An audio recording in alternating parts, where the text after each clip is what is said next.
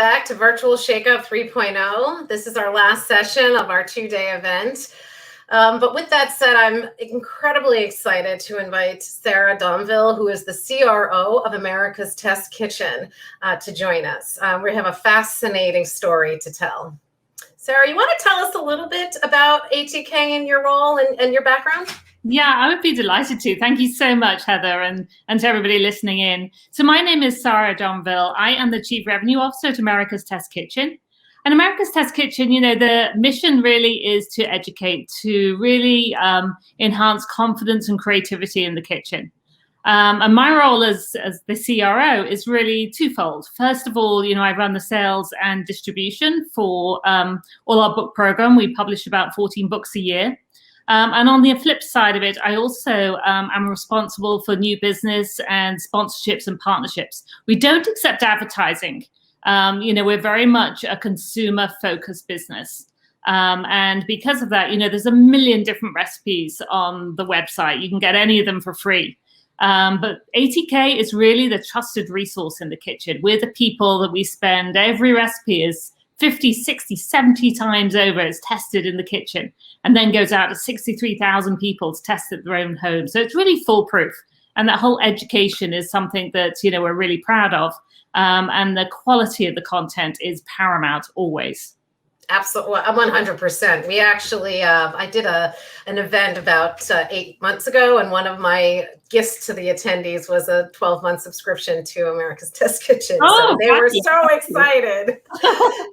So you answered my next question, which is how ATK generates revenues. And I think it's important for the audience that, you know, again, because it's a consumer business and there's no advertising, it really is subscriptions and your audience for the most part. But when the pandemic hit, and this is, you know, I had a lot of trouble trying to figure out what to name this session. It was either the year of living dangerously or the year of living transformatively. And I chose the latter, more positive sounding, but you were hit, like you told me you were planning worst case scenario.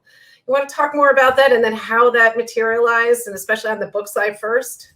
Yeah, absolutely. And of course, you know, this is from my perspective. And as I mentioned, you know, 50% of my role is the book business. So, of course, you know, a year ago, pretty much today, give or take a few days, you know, retail shut, as we all know. It was a hideous experience. And, you know, really sort of thinking about, okay, if retail shuts and Amazon has sort of delisted books, because obviously it wasn't a priority. We all wanted to buy toilet rolls and, you know, paper towels, etc. You know, how are we going to, you know, make our business thrive? You know, our digital business was obviously everybody was at home, cooking at home. That was doing phenomenally well. But in my particular area, you know, the sky fell in because retail's shut. I mean, that's never happened before. And also on the sponsorship side of really having to think more creatively as people were really grappling about when should I spend my marketing budget? Should it be, you know, this year? Should I, you know, hang on to those funds? You know, nobody knows what's happening next month. And how COVID is really going to affect the business overall. So it was a really kind of difficult worst case scenario planning, no question. But then you came up with this brilliant idea. And I love this story because I think it just, and I'm going to let you tell it, but you turned the table on the book business. You basically told the failure part, go home, we're going to succeed, and have that happen. Yeah, well, there's a couple of different ways. I mean, first and foremost, you know, in terms of our own e-commerce store, what we were able to do is really capitalize on the fact that, you know, Amazon had deprioritized books. People still needed and wanted books. So we're able to really make that life very easy for our consumers. And we standardized our pricing right across the piece and said, $19.99, you can buy any book you want. You know, none of this, you have to figure out, oh, this book's $20 and this book's $15 or whatever it may be, $40. We standardized the pricing, and that was really impactful at our own like e-commerce business, and really helpful to the consumers. We wanted to be there for our readers. We want to be there for, you know, helping people get through the pandemic. And the best way of doing it is having, you know, a night, what you're going to have for dinner became the most interesting question of the day, apart from checking COVID results. But on the actual retail side, you know, we had to really grapple with the fact of, you know, the independence was on my mind. You know, little mom and pop stores who didn't have probably the deep pockets to survive in a pandemic. So we really want to see what could we offer them. And we came up with a series of virtual events. We partnered with a new company that was a relatively new company, bookshop.org. And what was fascinating about this organization is they provided an alternative to Amazon for the mom and pops. And what they've done is created a platform.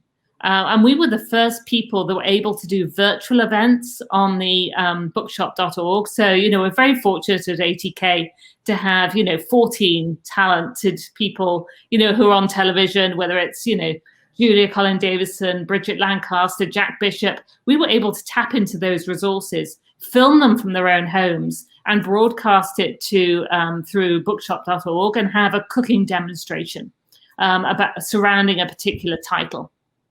The lovely thing about giving back to the community here is that bookshop.org is 10% of all its funds revenue back to the individual bookshop, where those people were, tapping into their local communities and were able to actually, market it at the local level, as well as through bookshop.org, as well as our own marketing. So that in itself was, I think everybody's heart is always a little bit of the little local bookshop. And that was a great way of us really doing a little something to drive some awareness of our titles, helping the bookshops, working through a different organization, as well as, supporting all the other retailers who are able to have, some form of display in books. But it was a tough time, and but we got through it, and it's by that sort of innovative thinking and having the talent to be able to jump on a Zoom call, and which became our new best friend overnight. Never heard of it before 15 months ago, and that worked beautifully. So yeah, and I think the connection there that just for an event organizer is this partnership with local, smaller, you wouldn't have thought about it maybe before, but that actually not only was there this help you were giving, it actually also, what was your growth year over year with the book sales? Well, just put it in perspective and scale, really. As I say, we publish 14 books a year, and we sold 1.1 million copies across those 14 titles, and of course our backlist. It was our best year ever by the end of 2020. Our sales were up 30%, which was extraordinary. We're really proud of having gone through that sort of moment of thinking, okay, worst case scenario, the book business doesn't come alive again in the retail environment. So coming out on top of that sort of whole roller coaster and ending on top of the hill was a wonderful thing. But there's many other ways that we really also worked with specialty retailers. So with Le Creuset, for instance, who have independent stores, as well as selling through wholesalers, we were able to do, again, virtual events with their store managers and give those assets to the store manager, who could then take those events and echo those and replicate them with their customers. So again, just thinking about things in a slightly different way really helped get the word out, and provided a really useful resource. It sounds actually like a lot of fun too. So it really was a lot of fun too. Absolutely. Well, you also had another, you were in charge of two, very difficult projects at, the book side, and then you actually had a children's cookbook, which this story is awesome. People told you, oh, it won't succeed, children's cookbooks don't, but tell us about your success with this. Yes, I'd be happy to. So, I joined ATK almost 5 years ago, so 4.5 years ago. And the one thing that really seemed to me that was a sort of missing link was a kids business. We have this phenomenal business with a 1.3 billion reach on our adult side, but really wanted to attract both millennial parents and, of course, kids. Learn to cook with ATK, grow up with ATK. And so the first thing that, came to mind was really, books. I mean, books are my middle name. So I thought it would be wonderful to actually produce a series of books really aimed at that kids business. And, whenever ATK does anything, we do a lot of sort of research and really do a very thorough job at finding the right way of doing it. We're a very collaborative company, both internally and externally. And in this case, we collaborated and decided how we were going to echo the adult business in kids. So we weren't going to do just sort of cupcakes and unicorn cakes and sprinkles on top. We really wanted to bring kids into the kitchen and really decide, what they wanted to learn. Every recipe had to be kid tested, kid approved. And we wanted to empower kids. We wanted to give kids, even at the age of 8 to 13, the opportunity to make dinner, make the pork chops, make to have something that, even your siblings is going to eat and enjoy. And at the same time, ATK is all about education.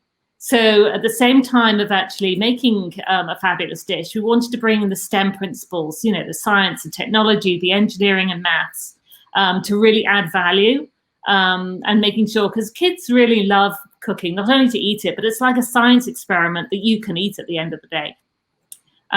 What's interesting about this story is that when we spoke about it to the buyers, everybody said to us, kids' cookbooks don't sell. This is not a genre that works. We spoke to every buyer you can think of, every mass market, booksellers, you name it. They said, no, kids' cookbooks is not a good category. Don't do it. We decided that we really wanted to try it because we believed that there was an opportunity in the marketplace. And so we came up with our first cookbook, which was the complete cookbooks for young chefs. 8 to 13-year-olds. And as I say, every recipe was, making dinner or making something savory, sweet, things that had been kid tested and kid approved. And that was wonderful. We published it and it has done extraordinarily well. As of today, we have been on the New York Times bestseller list for middle grade nonfiction kids for 99 weeks. So amazing. Next week, fingers crossed, my God, let's hope we make 100. Yeah, absolutely. That's such a great story, but it actually led itself into another product, right? Yeah, because, this is also when we stopped and thought to ourselves, because with COVID, we're really thinking about, consumers, thinking about, the struggles it is for parents and caregivers at home, what they're going to do with the kids. They're not at school. What are we going to do? And so we felt like with the content that we had a lot of content behind a paywall. As I say, we don't have advertising. So, because of not having that revenue stream, we never give away our recipes for free because we spend $10,000 on every recipe for R&D. So we decided with COVID, we were going to put it in front of the wall because we wanted to be able to give access to families so that they could actually, make something together and have an activity. Science experiments in your own home. It's an activity. We decided that we wanted, as I say, to put it in front of the paywall and create a curriculum. So we committed to doing a weekly curriculum, which still stands to this day. So it's been there for nearly a year now to really help parents. It can be science experiments. There's videos up there. There's, spherification where you can turn hot sauce into little balls. And it's a lot of fun that you can do something like that. So there's mirror cakes and you name it. There's all kinds of olfactory things you can do with chocolate and a lot of fun. And so we put that in front of the paywall. We started attracting more and more traffic to the site. And then thinking also about sponsorship, thinking about partnership, thinking about what would really resonate with the right kind of company. And, being based in Cincinnati, my mind is always sort of visiting Kroger all the time. So I thought, that would be a great thing for Kroger to have involvement with. So we approached Kroger and, came up with a sponsorship with Kroger to present and sponsor the ATK classroom for kids. And so that was a wonderful opportunity to work directly with them to create content and license the content for their own websites too on Kroger.com. 400 recipes, science experiments, videos. So really thrilled with that partnership with Kroger. So, we're able to provide, those consumers in Kroger, which, goes one of the largest supermarkets with 14 different brand names. So everywhere from Ralph's in California to Kroger in Ohio, etc. So that was a wonderful way of combining books and sponsorship in one fell swoop. Well, you told me it was 5 years. The commitment from Kroger is 5 years long, right? That's right. It goes till 2025. Wow. And that, again, like trying to connect the dots, find the white space opportunities for an event organizer, I think, where I see this is you actually, because of, the assets you had, you were able to come and create a product that helped and is helping families, right? It's an activity that they're doing, making it fun, bringing some joy during a time that's a little bit not so joyful. Kids are learning. Parents are spending more time with their kids. You're establishing this brand at a very young age, and you're also helping Kroger, right? With, also putting their brand tied to this awesome mission. It's again, really, the year of living transformatively. So with that said, if you were to say, and you have so many aha moments, but if you had to pick out like the 2 or 3 top, like I would have never known this if it hadn't been for this pandemic, what would that be? What would they be? I would say, never be afraid to take risks. I think it's always great to be innovative as best you can, and don't be afraid to fail. Some things don't always work. When people say, don't do this, don't do that, figure out a way. Yes, absolutely. Always listen to every piece of advice you get. But really think it through exactly what you're going to do. Do sort of focus groups, survey people. We always survey people at ATK to really fine tune, because you can always pivot and change direction, but don't be afraid to find your way. Don't be afraid to be bold and be innovative, because, that's where the best results are. And, it might be challenging along the way, but much better to jump in the swimming pool and see if you can swim rather than shiver on the sides. Absolutely. So embrace risk, embrace failure, put your customer at the center of everything, ask them what they want, and test. So you also did events, actually. I remember seeing, on David Nussbaum, your CEO's feed, like he would be at all these events, and they are consumer events, and they were in person. Do you see those coming back? I hope so. I love those kind of events. It was interesting. We decided actually not to do Boston Eats this year. Well, in 2020 for 2020. Our last event was 2019. I think the live events, I really hope they come back. We certainly have done so well with the ATK talent doing sort of PBS events, doing them in special sort of Sub-Zero Wolf showrooms. Reaching the audience, I think, is really important. Would we do another event on our own? Maybe not. But I totally see us, thinking about the event space in a creative way and coming up with a solution to do different kinds of things. We had this wonderful relationship with Holland America, which was a great example of taking ATK on the sea, if you like, where we had 14 co-branded ships sailing the globe and cooking on cruise liners. That was a wonderful partnership. I'd love to do ATK, on the land, if you think about that, where we could be in an all-inclusive resort where, you're doing sort of cooking, cooking activities, with people on resort, taking ATK content on the road in different kinds of ways. I totally see that happening. My dream was to take it international too. Here I am, an American, but also a Brit. So, I'd love to see us, taking ATK, to, around the world. I could love to see that happening. So, many different ways, different things that we can be doing in the future. But I think we all love experiences, and that's what events is all about. And we are craving experiences, let's face it. We've all been on our own far too long. So with COVID, so I'm sure there's a bright future ahead.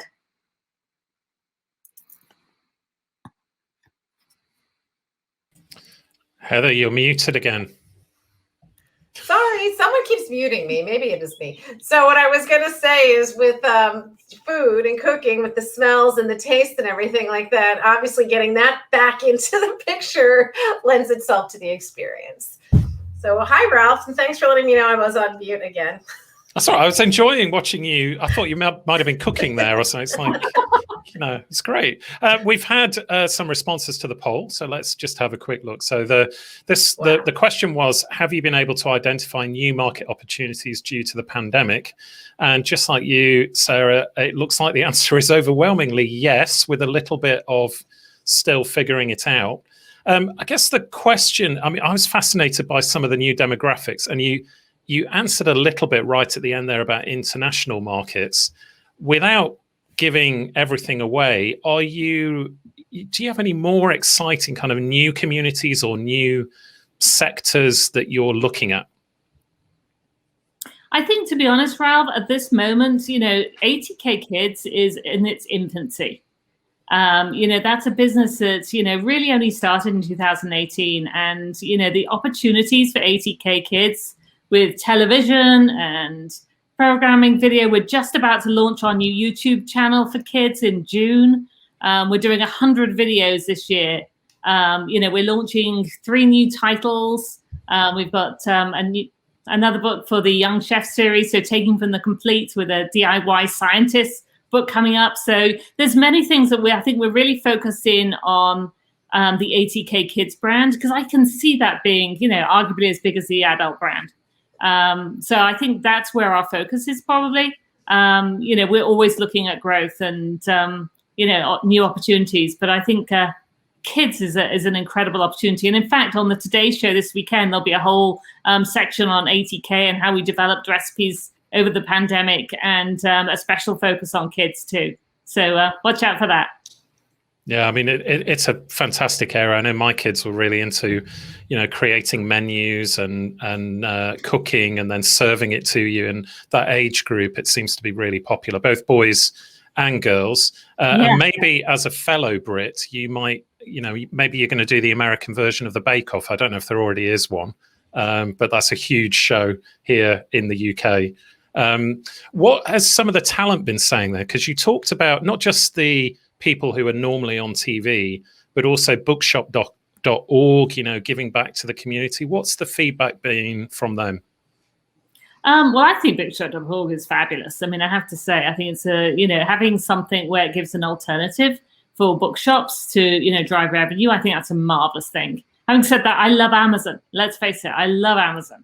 So, there's such a great vehicle of getting books to the consumers, and Barnes & Noble and, mass market, and Target's done a phenomenal job. So every retailer has its real forte, and we love to be in all those retailers where anybody wants to buy a book. We want to make sure that we're there, and we really cherish those relationships.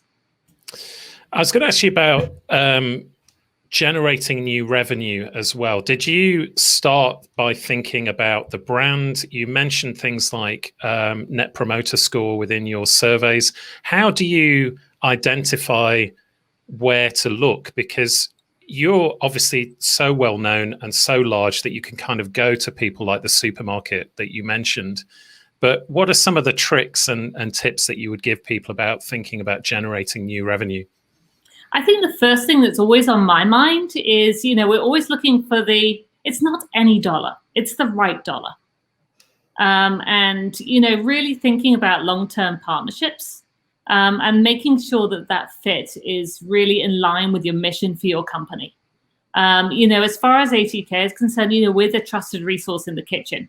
We're built on 3 pillars: recipes, and then ingredient reviews and equipment reviews. So, we think about our equipment reviews, that's where, we have a very, very rigorous testing process. And we review all of these different products, and we say, we have 7,500 different ones. And we tell you which is the best buy. We tell you which is the winning product and why, and which is not recommended. So for me, that really helps, because, that gives me, if you're not a winning product or, at the top, a best buy, we have to be true to our brand. We have to be true. If we think that this is a great product, then we should actually find if there's a different way of working with it. We keep church and state completely separate. You cannot influence the reviews. But if it's something that, a product that we think is really great and is a winning product, then in the same case of Le Creuset, then we can look at seeing how we can expand that partnership. And that works out really well. So it's all about, not any dollar, it's the right dollar that is in line with your mission of your company, and long-term growth and long-term partnerships, and exceed expectations. If you exceed expectations, you can only build upon an integrated new partnership, and that's wonderful. Well, I know just before you came on, you were talking to Mike, my fellow co-founder, who's based in the US. He's also a Brit originally and from the same part of the UK as you. And I've never seen him so excited, I don't think. I mean, he's literally, I'm surprised he's not muscled his way in to talk to you. So it's been a fantastic session. I'm just going to bring Villa on from Brella to find out whether he's a cook as well. Are you secretly a cook, Villa, as well? You're on mute, by the way. Yeah. Actually, I am. And my specialty is baking. So last weekend I was baking buns, which is this kind of a traditional Finnish food or delicacy. So I'm not the best, but I'm trying my best. And as you said, Sarah, I need to become like what you just said, that you shouldn't be afraid of failing. So maybe I should cook more and try new recipes. So thanks for that tip. Well, I would recommend America's Test Kitchen. Every recipe has been made 70 times over, then gone to 63,000 individuals. We know they're foolproof. You can be a hero, and nobody will, know that it's all about the recipe and learning how things work. And that's where 80K's forte is. So yeah, good luck. I'm sure I love to bake too. So we have a wonderful olive oil cake recipe, which will blow your mind if you want to check that out. Wow, sounds fantastic. I'll have to test that out. Well, thank you very much, Sarah. Thank you, Heather. We're going to move to the end of the event, really.